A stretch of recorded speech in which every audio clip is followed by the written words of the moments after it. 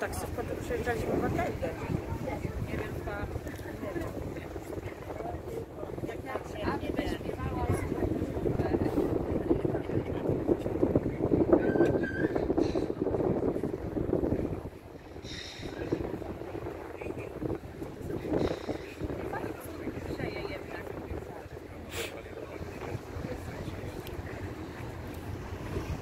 a tam na przykład ten taki budynek, takie jajeczko, to jest...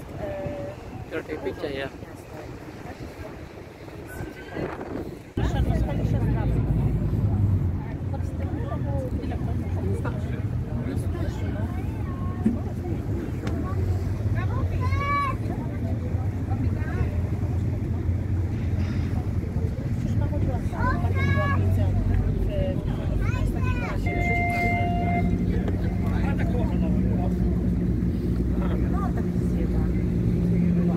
So big, isn't it?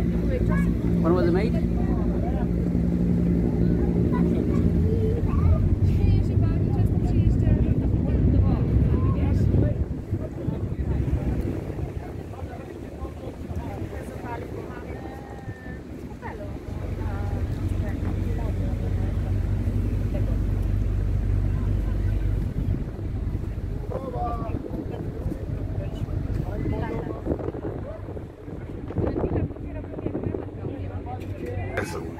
Under maritime regulations, we are obliged to inform you of the vessel's safety equipment. All vessels operated by Thames River Services comply with the regulation laid down by the Maritime and Coast Guard Agency. All vessels are fitted with life rafts, which, in the unlikely event of an emergency, will either float free or be launched by a crew member. Life jackets are stored under seating or in boxes marked with a green life jacket sign.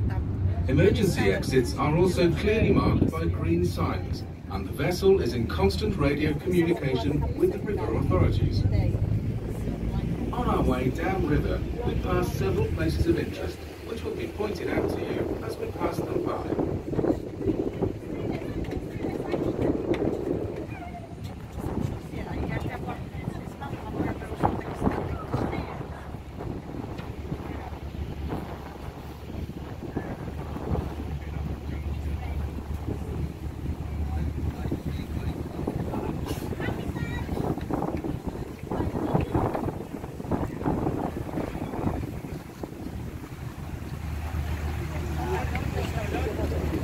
You're going under it.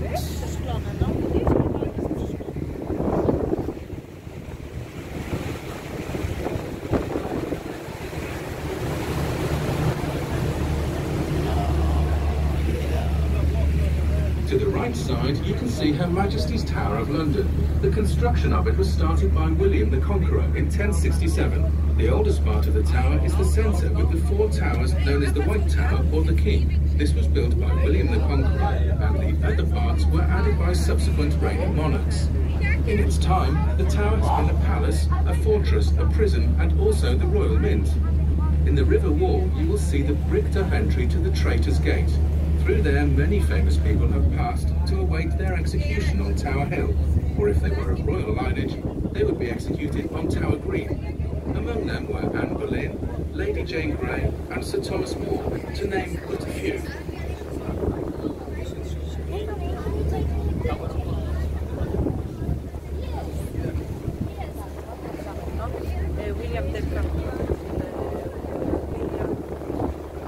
Over to the left-hand side, the warship is HMS Belfast. She is a Southampton-class cruiser and is permanently moored here in the River Thames as a floating museum. HMS Belfast saw active service during the Second World War, most notably at the Battle of North Cape, where she took part in the sinking of the German battlecruiser Scharnhorst. She also took part in the Normandy landings.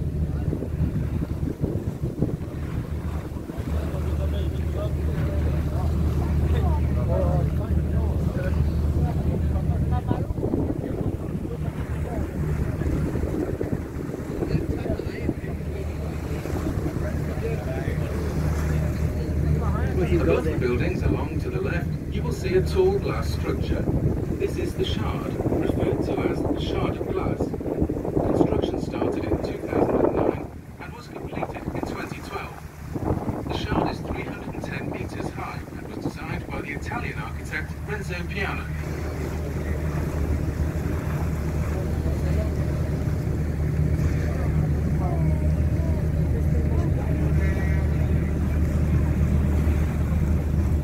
On the right-hand side between the buildings, you will see a tall stone column surmounted by a golden ball of fire.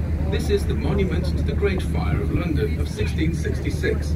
The fire started in a baker's shop in Pudding Lane, and if the monument were to be laid down in an easterly direction, it would reach the spot where the fire started. The monument was designed by Sir Christopher Wren and completed in 1677. What happened there?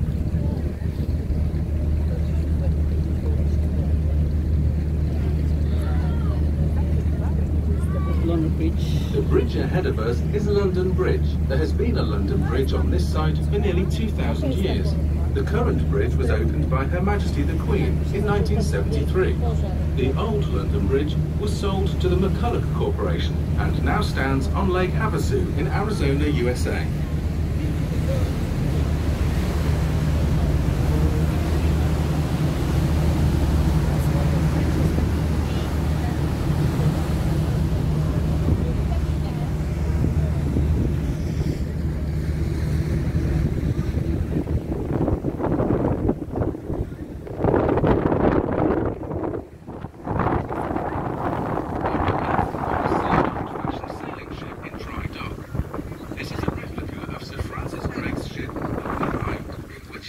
Navigated the world, returning to England in 1581.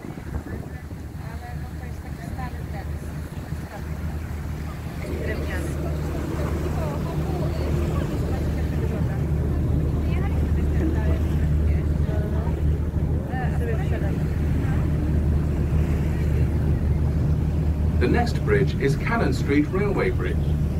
Over to the left in the corner by the bridge, you will notice a public house. This is the Anchor Tavern of Bankside. The pub dates back to the time of William Shakespeare, and parts of the original pub can still be seen today. It is said Shakespeare used some of the rooms of the pub as dressing rooms whilst his plays were being performed at the Globe Theatre.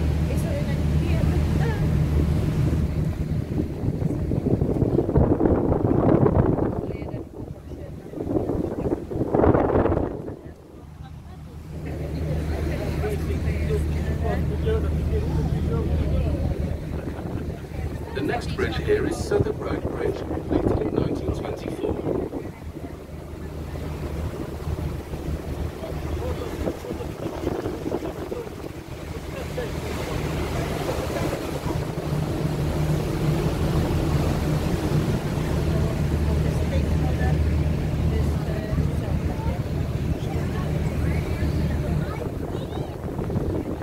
Over to the left, you will notice a building with a thatched roof. This is a replica of Shakespeare's Globe Theatre, which stood near this site during the 17th century. The present building was conceived by the American film director Sam Wanamaker, who unfortunately died during construction. The project was then taken over and completed by his daughter Zoe. Oh, and the white circle, the flag.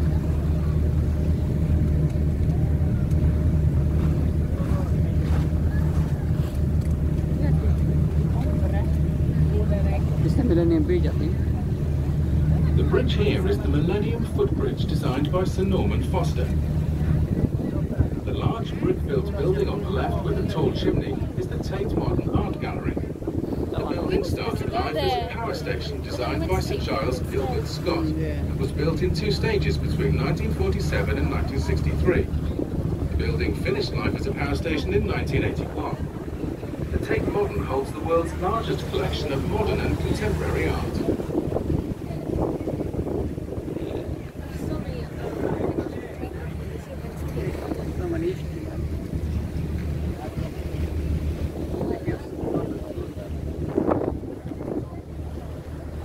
Over on the right-hand side, you will see above the buildings the great dome of St. Paul's Cathedral.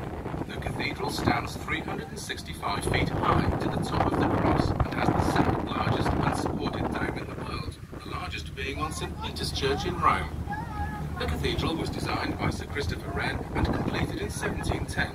Buried in the crypt, among others, are the Admiral Lord Nelson, the Duke of Wellington and Sir Christopher Wren. The bridge we are about to pass under is Blackfriars Road Bridge, opened by Queen Victoria in 1869. You will notice the tops of the abutments resemble church pulpits.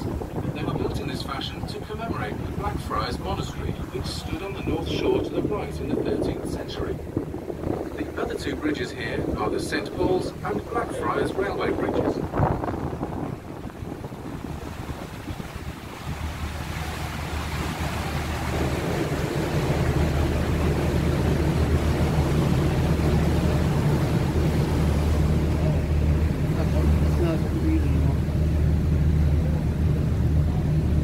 On the corner to the right is Unilever House, headquarters of Lever Brothers, the soap and detergent manufacturers, and was completed in 1931. On the right-hand side is a building with a steep black roof. This is the old City of London School for Boys, attended by, among others, Sir Winston Churchill before he went on to Harrow. The school was established in 1837. The building dates from 1882. On the left-hand side, you will see a building with the word OXO on the top.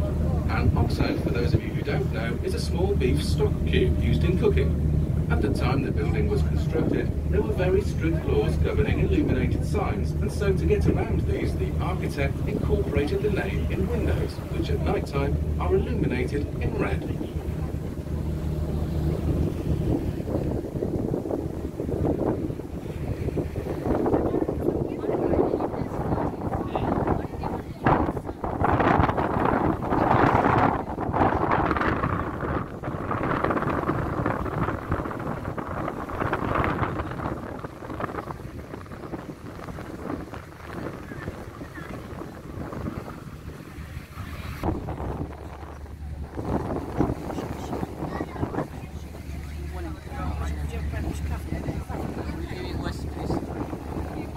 Side, the building with the green dome is Somerset House, built in 1786 as a residence for the Duke of Somerset. In later years, the building housed the Admiralty. Over to the left, the large concrete building is the National Theatre, opened in 1976. The bridge here is Waterloo Bridge, built mostly by women, as most of our men were away fighting in the Second World War. It was completed in 1947.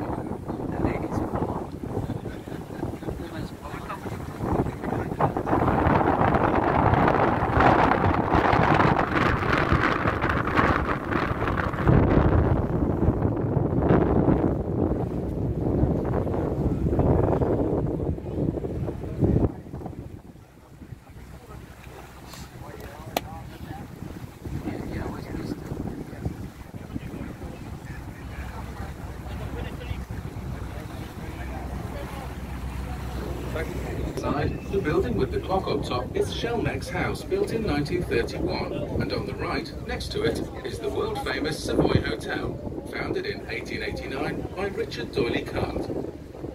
On the embankment to the right is a stone obelisk.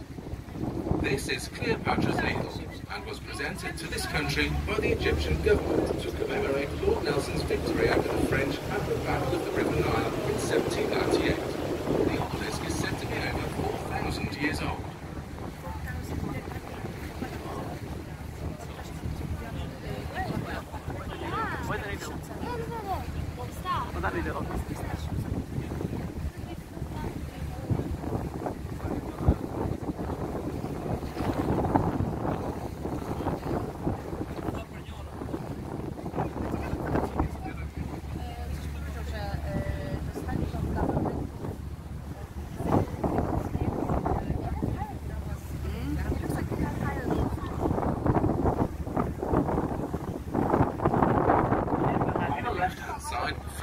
Here are the Queen Elizabeth Concert Hall, incorporating the Purcell Rooms and Hayward Art Gallery, built in 1967 and 1968 respectively.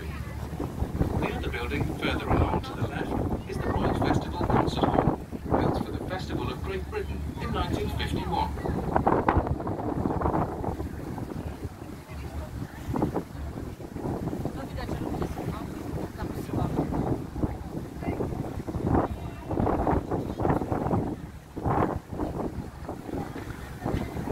Here is Charing Cross Railway Bridge, which also incorporates the Global Jubilee Railway. This was added to the bridge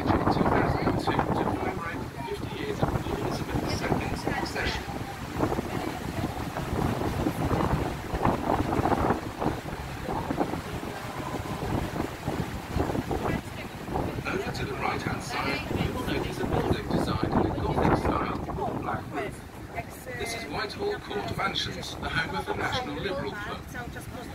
The building is mostly made up of private apartments. Some of the famous people to have lived there are David Lloyd George, William Gladstone and Oscar Wilde.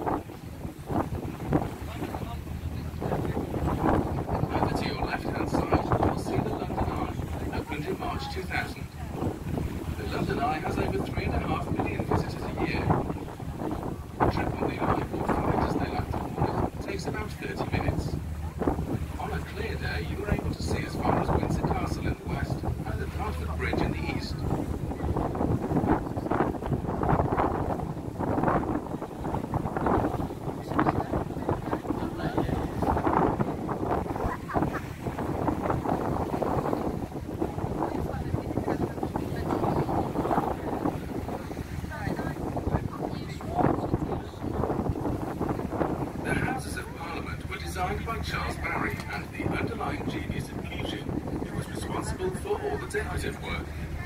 The buildings occupied the site of the old Royal Palace of Westminster, which burnt down in 1834. Neither Barry nor Fusion were to live to see the new buildings completed. The famous tower and clock are known as Big Ben, but this is in fact the name of the 16-ton bell which rings the hour.